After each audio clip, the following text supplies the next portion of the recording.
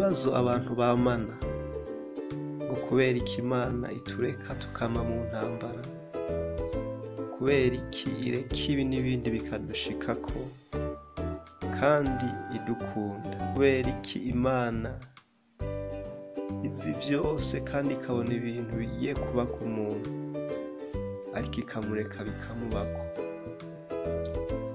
Tubahaye kaze mwumve byinshi by'ikimazi kuri ibibazo benshi bibaza. Muri kumwe na mwene so Maniriho Eric. Mana ibaheze. Ibigeragezo canke intambara zose umuntu acamwo, ivyo biterwa n'urukundo Imana ikunda umuntu, kuko ntidushobora kugeragezwa hanze y'urukundo.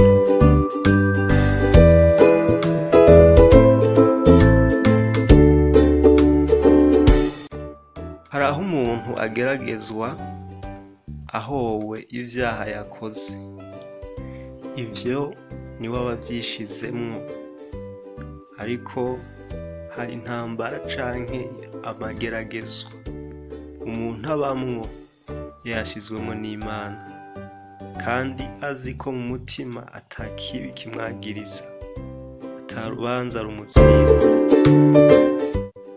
Mwiyumvire ko ari ibyo kunezererwa rwose bene data nimwagwa mu bibagerageza bitari bimwe, mumenye yuko ibigerageza ukwizera kwanyu bitera ukwihangana, ariko ukwihangana gukwiye guhingura igikorwa cako ngo mubone gutungana rwose, muhinguwe mudahagije na kimwe.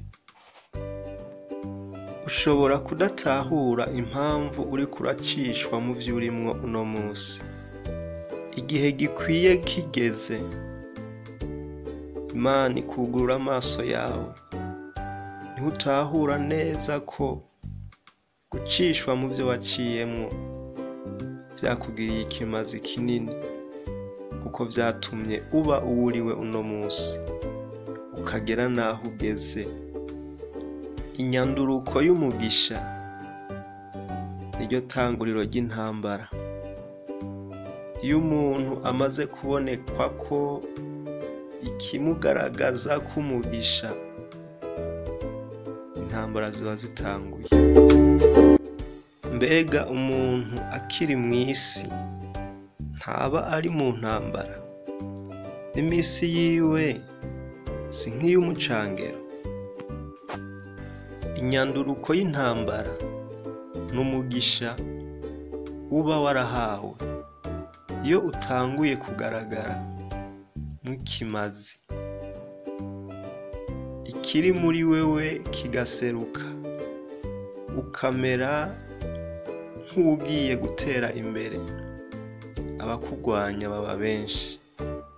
Mu ntango y'urugendo, abakuremesha, abagutera intege, n'abagutera ivyizigiro ko wobandanya bari benshi, ariko umaze kubonekwa ko intango y'umugisha, intambara ziba zitanguye. Urankwa n'abatokwanse, inshuti n'abavyeyi bakaguta, barakurementaniriza ibinyoma. Yosefu yankwa na bene se, Dawidi ahigwa na Sawuli, n'abandi benshi tutodondagura Bibiliya ivuga.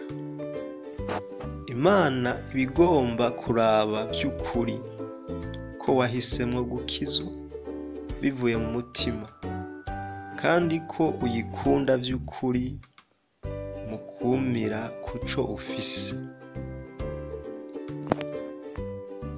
Kwemera kubabazwa ukareka ivyahora bikugirira ikimazi, ukihanganira ivyaha mu kwirinda kugira ngo unezereze Yesu, ubwo nibwo rukundo rw'ukuri.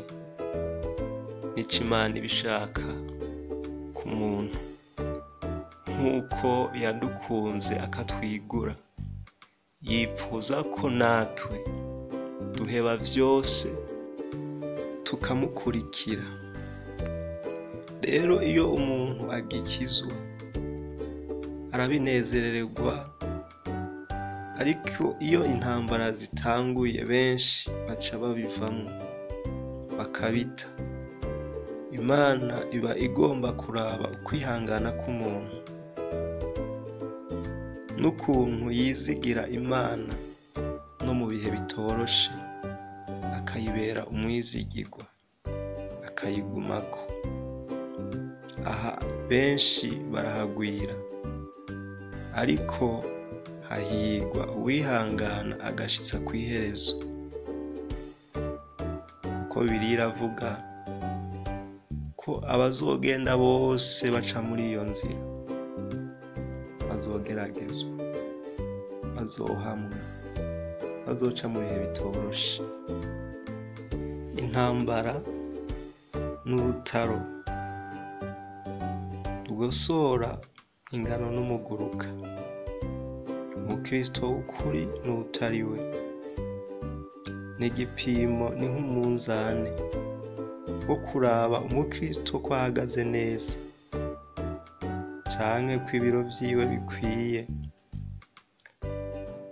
N'urutaro n'akageresho ko kugera abari mw'ishengero, abadakwiye baraboneka, ibihumuga bikagaragara, n'imperekeza mw'ishengero nazo zikagaragara.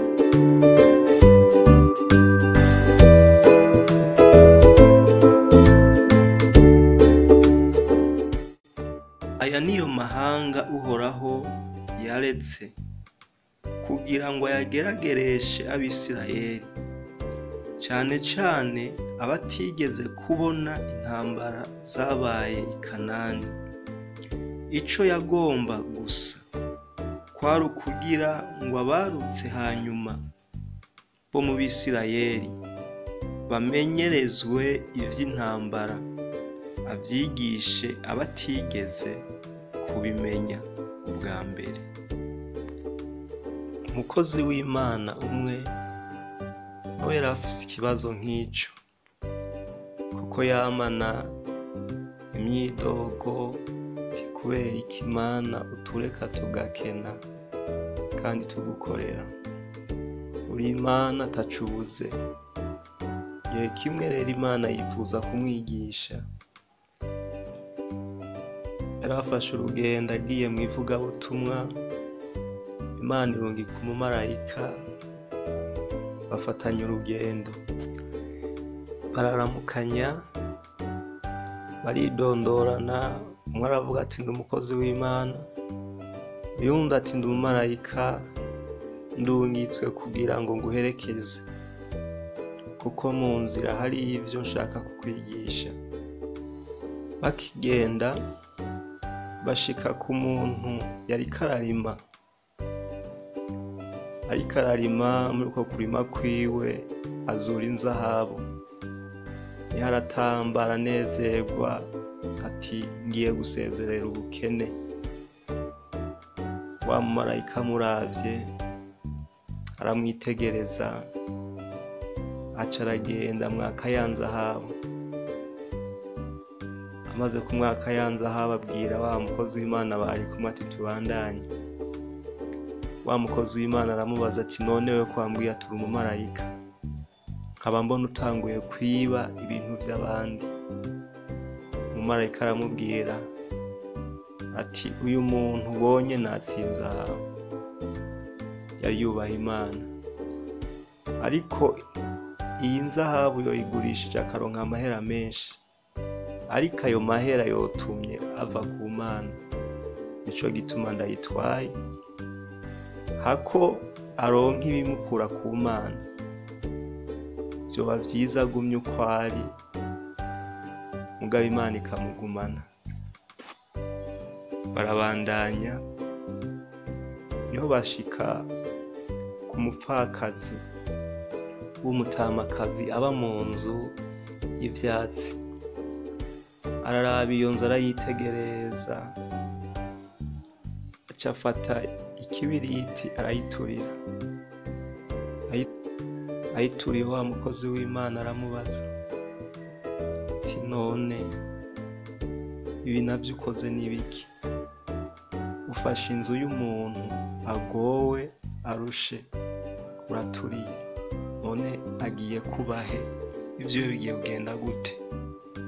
Wa mumarayika aramwishura ati uyu mutamakazi ubona abaye mw'ishengero imyaka myinshi, ariko nta gihe ishengero ryigeze rimwiyumvira ko kubw'amagorwa yiwe ngo rimufashe canke ngo rimwubakire inzu. Rero impamvu ndayituriye, mu minsi mikeyi bazoca bamwubakira inzu y'amatafari kandi ahiye, bamushireko n'amabati. Ivyo vyagenze uko, niho barabandanya urugendo. Bashika rero ku kiyaga, vyasaba yuko bajabuka n'ubwato.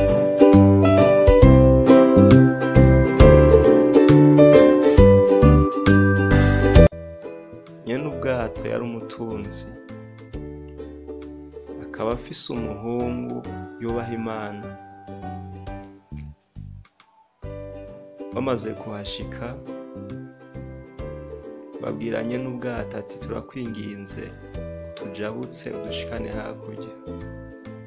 Ariko wa mugabo bivanye n'ibikorwa aravuga ati je nta mwanya afise, ariko reka ndabaho umuhungu wanje aba ari babajabutsa. Wa muhungu yatsa ubwato arabajabutsa gushika hakurya. Abashikanye hakurya wa marayika araca aramufata aramwica. Amwishe wa mukozi w'Imana avuga ati none wewe kuva dutangura urugendo nta kintu ciza wigeze ukora, none ubu naho ufashe umuntu w'abandi urishe. Amubaza ati ibi bintu bikoreye iki? Wa marayika aramubwira ati impamvu uyu ndamwishe,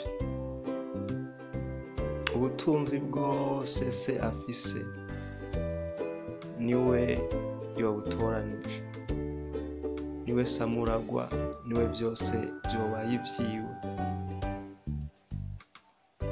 Kandi uko mbona umutima wiwe, ni vyiza ko agenda agitunganya, kuko niyamara kuronka ubwo butunzi byose bikaba vyiwe, bizomukura ku Mana.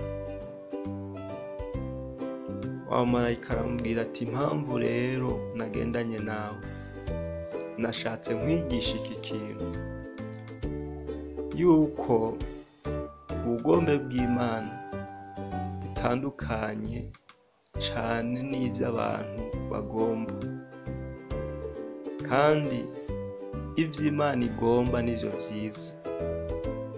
Nyimba itaguhaye ivyo wipfuza, ifise impamvu yabikwimye canke hari impamvu bitaraza.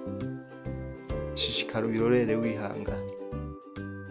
Imana irazi ivyo mukenye vyose, nuko ntimutinye bana bato, kuko so bimuhimbara kubaha ubwami. Nuko mwitwararike ivy'ubwami bw'Imana no kugororoka kwayo, ibisigaye muzovyongerwa.